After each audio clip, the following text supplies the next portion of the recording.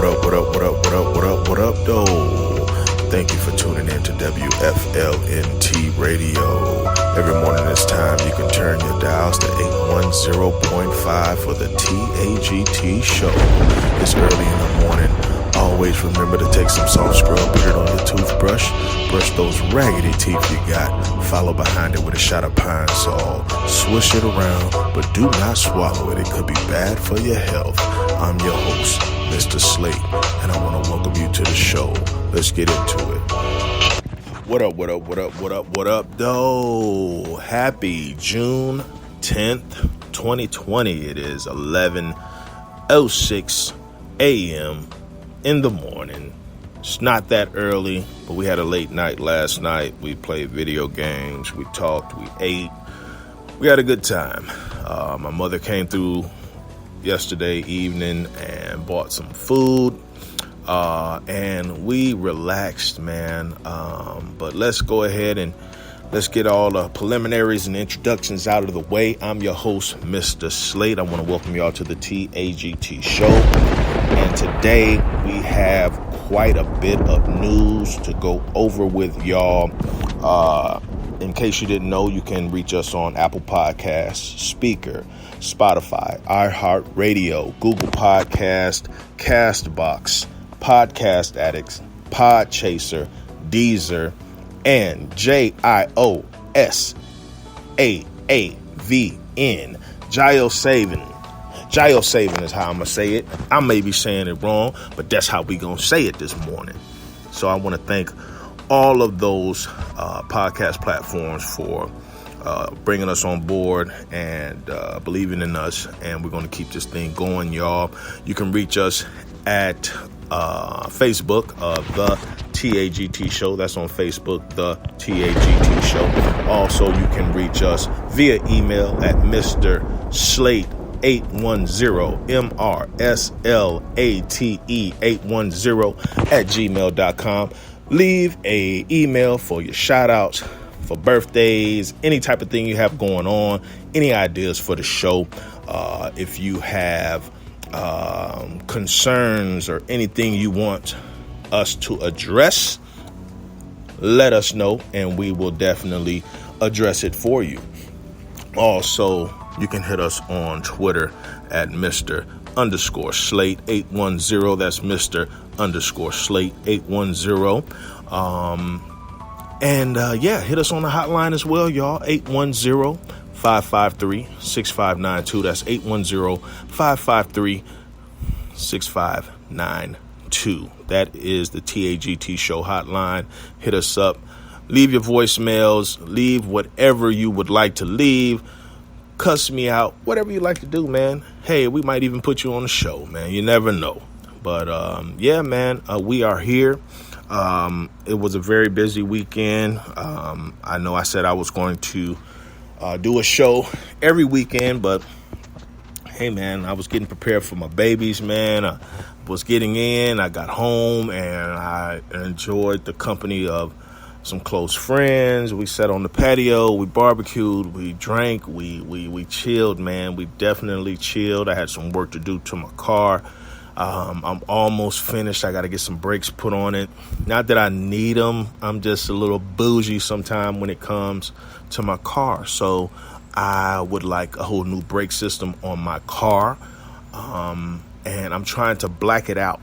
I want it to be black on black. I blacked out my tail lights yesterday, and I plan on putting a cold air intake in it and putting these brakes on. I have the brakes. They were delivered maybe a couple of weeks ago, and I just haven't had the time to have them put on, but I'm definitely going to get them put on before I get back on the road.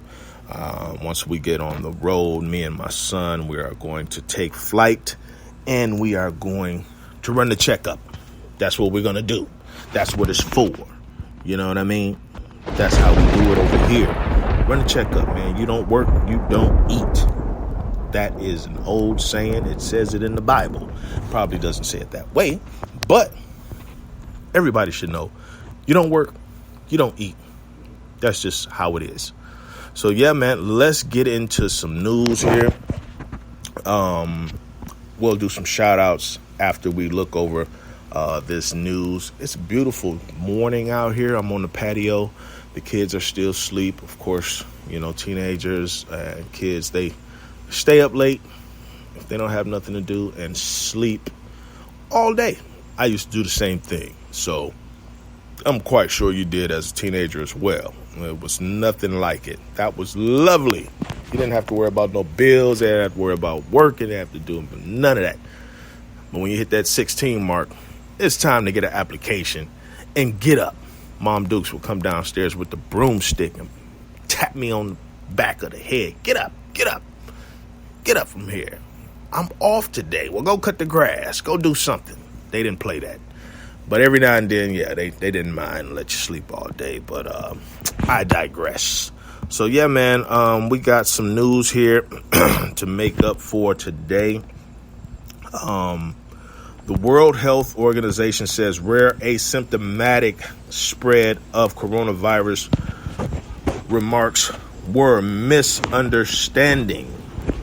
So they're saying this is a misunderstanding of their remarks about the coronavirus. Let's take a look into it and see what we have here. This was published, ABC News, Dr. Jessica Johnson, June 10th, 2020 at 5:05 a.m.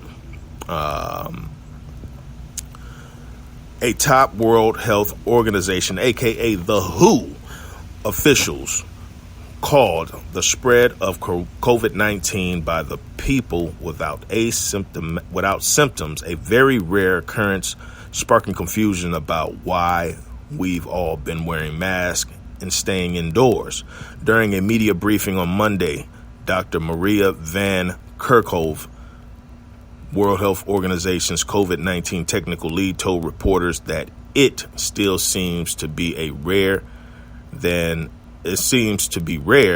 asymptomatic person actually transmits onward to a secondary individual, end quote, referring to data collected from contact tracing efforts. Less than 24 hours later, she clarified those statements during a Q&A session online, chalking it up to a misunderstanding while answering a question.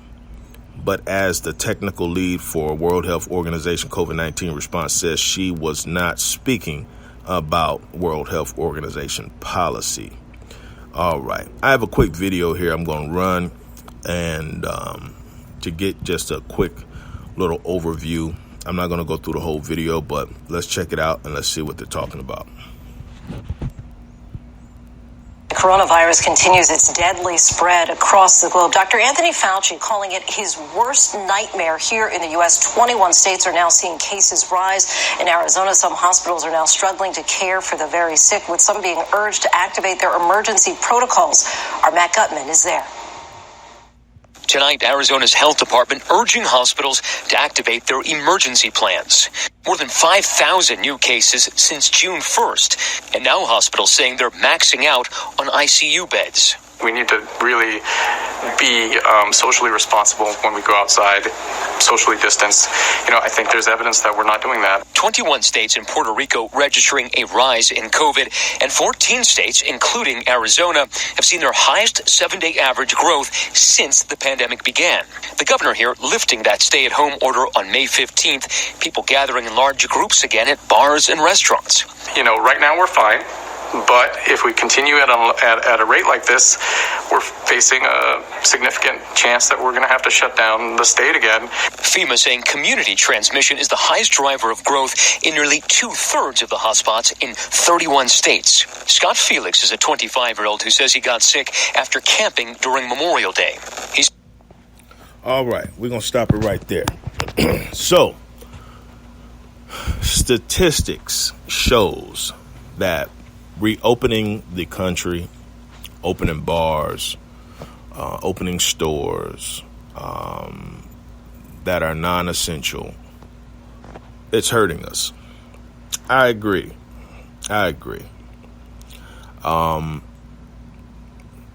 Being asymptomatic, you don't feel anything, you don't have any symptoms. You feel perfectly fine. And you feeling that way doesn't mean that you can't spread this virus. It can spread.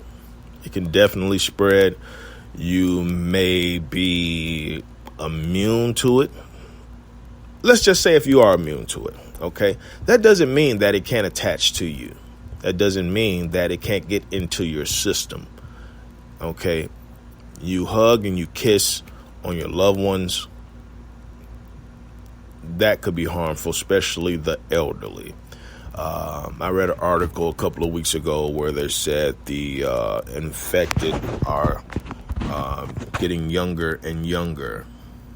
I'm very cautious with my kids. It is hard for me to not hug my kids. It is hard for me to not to stay 6 feet away from them.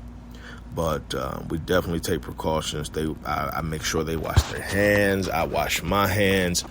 I do everything possible. As far as them being in contact with other individuals, I'm not ready for that.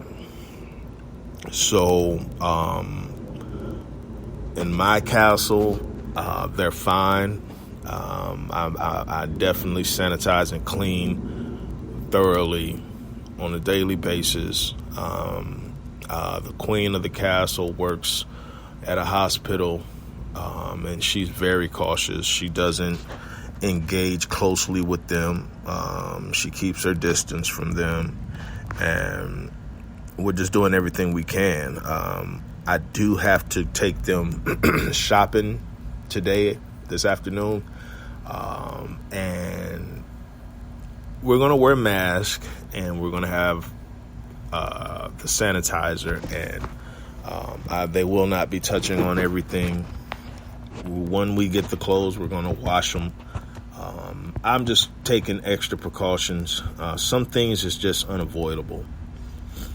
It's just unavoidable. I mean, they need summer clothes, and it's something I got to do. So shoot me an email, hit the hotline. Let me know how you are handling things out here with things opening up, far as clothes shopping with the kids, or just anything, going out.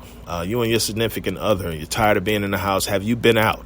Have you went to a restaurant? I haven't been to a restaurant yet. I've peeped inside of a bar, got me a shot and a couple of beers, and I was gone. And I hit my hand with sanitizer. I washed my hands when I left, sanitized my hands. I had my mask readily available. I kept my distance from people. I even sanitized my card when I paid for my bill. So just let me know how you guys are doing things. Let's move on and let's check out and see. There was a situation in the UK. A police officer stopped a black driver. I like to say a driver of African descent because, quote, no offense, you're a black male. Now, this is the thing. I am happy that this racial thing is being noticed worldwide. And I like to emphasize worldwide. A lot of people think it's just America. No, it's not just America. It's worldwide. This is a worldwide disease, racism. Okay, you got racist people of African descent.